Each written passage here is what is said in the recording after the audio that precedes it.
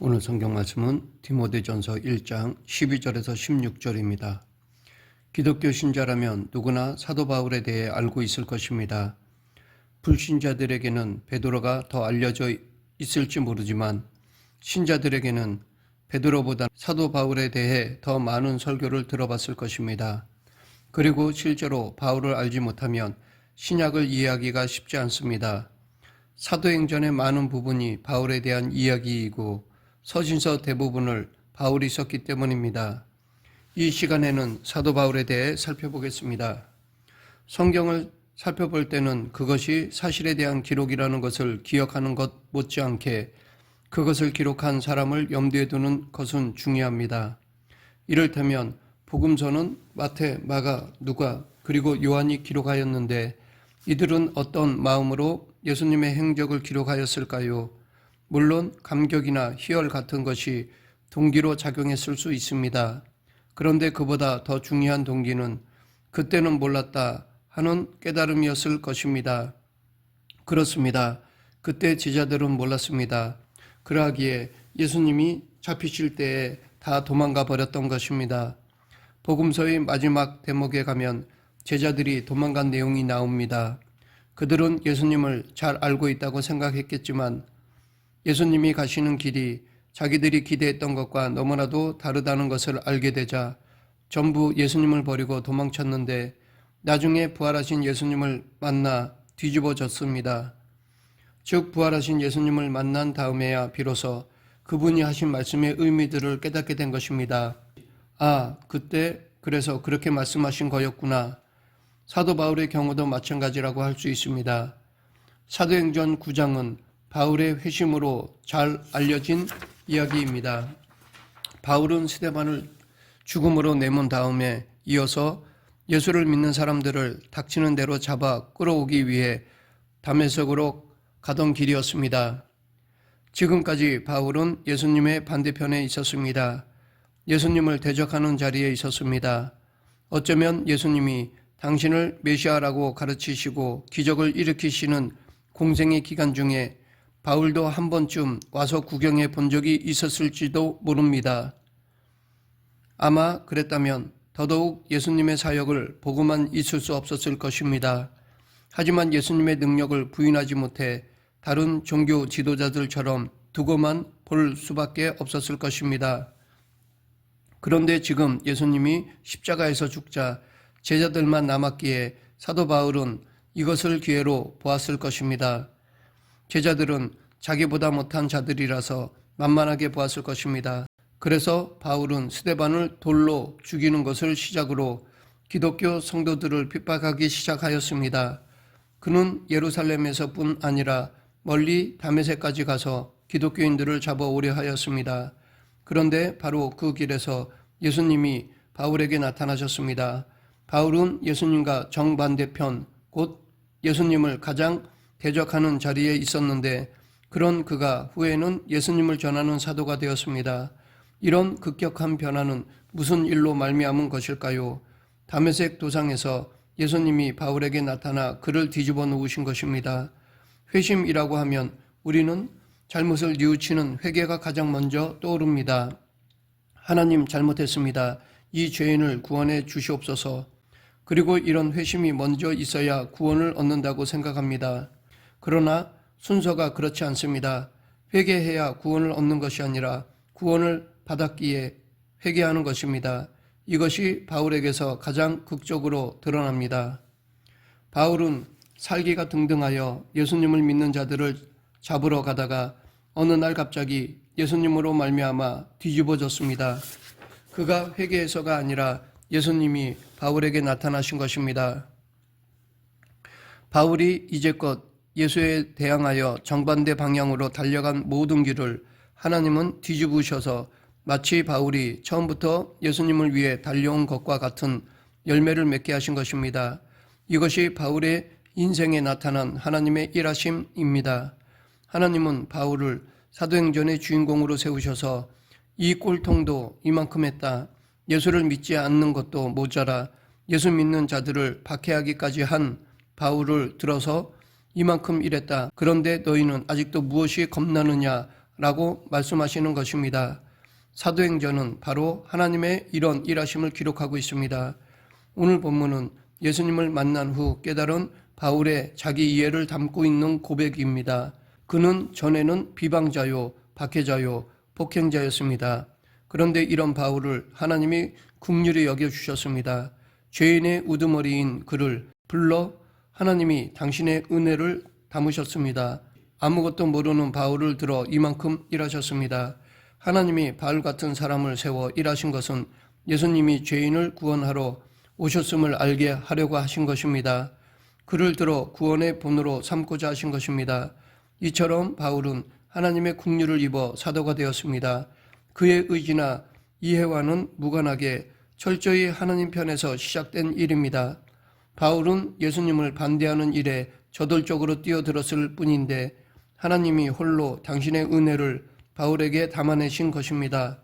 결국 사도 바울은 하나님의 일하심은 인간의 동의, 헌신, 작정이나 이해보다 크다라는 사실을 드러내기 위해 하나님이 택하신 사람이었던 것입니다. 그러므로 바울만을 독보적 존재로 따로 세워 온 세계를 복음화한 인물이라고 띄워놓을 필요는 없습니다. 바울에게도 하셨으니 하나님은 지금 우리에게도 찾아오셔서 당신의 일을 이루실 것입니다. 바울은 단지 이 일의 시작이며 본보기일 뿐입니다. 베드로, 요한, 스데반, 바울 이렇게 나열한 다음 자기 이름을 그 뒤에 써놓으면 이것이 사도행전 29장입니다. 바울은 이 일의 모범이자 본보기로 세워졌습니다. 또한 하나님은 바울을 세워 구원의 커트라인, 은혜의 커트라인을 보이셨습니다. 그 누구도 바울보다 더 바닥일 수 없을 것입니다. 바울의 사역은 최악의 조건 속에서 하나님이 이룬 일입니다. 그러하기에 지금 우리도 바울처럼 일을 할 수 있습니다. 여기 내가 긍휼을 입은 까닭은 주를 믿어 영생 얻는 자들에게 본이 되게 하려 하심이라 라는 고백은 자신의 참 모습을 직시한 바울의 자기 이해입니다. 그런데 한편으로 이런 의문이 듭니다. 하나님이 만세전에 사도로 택정하셨으면 왜 처음부터 바로 부르지 않고 바울이 예수 믿는 자들을 박해하기까지 그 긴 시간을 놓아두셨을까요? 입니다. 사도행전 22장에는 바울이 예루살렘에 잡혀갈 때 천부장의 허락을 받아 백성들 앞에서 변론하는 대목이 나옵니다. 여기서 바울은 동족들 앞에서 자기가 살아온 인생에 대해 말하였습니다. 나는 유대인으로 길리기아 다소에서 났고 이 성에서 자라 가말리엘의 문화에서 우리 조상들의 율법의 엄한 교훈을 받았고 오늘 너희 모든 사람처럼 하나님께 대하여 열심히 있는 자라. 이런 자신이 로마서 9장에서는 내가 그리스도 안에서 참말을 하고 거짓말을 아니하노라. 나에게 큰 근심이 있는 것과 마음에 그치지 않는 고통이 있는 것을 내 양심이 성령 안에서 나와 더불어 증언하노니 나의 형제 곧 골육의 친척을 위하여 내 자신이 저주를 받아 그리스도에게서 끊어질지라도 원하는 바로라 라고 하였습니다.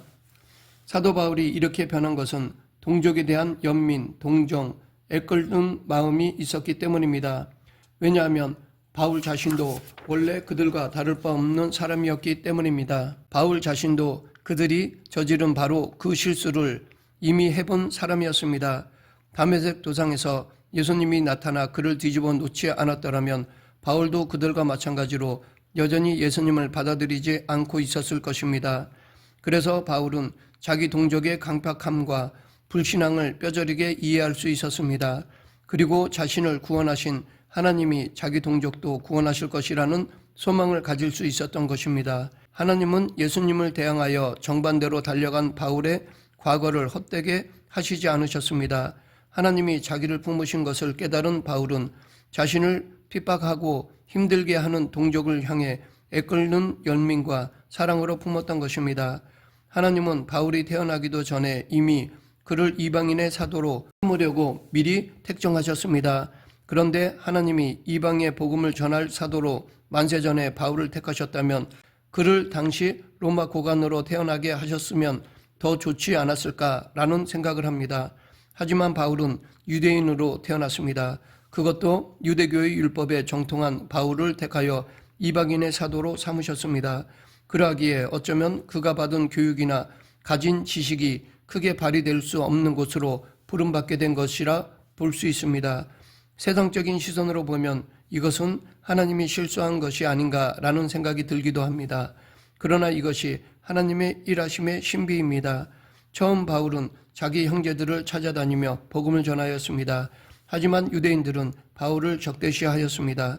그래서 바울은 이방인들에게 나아간 것입니다.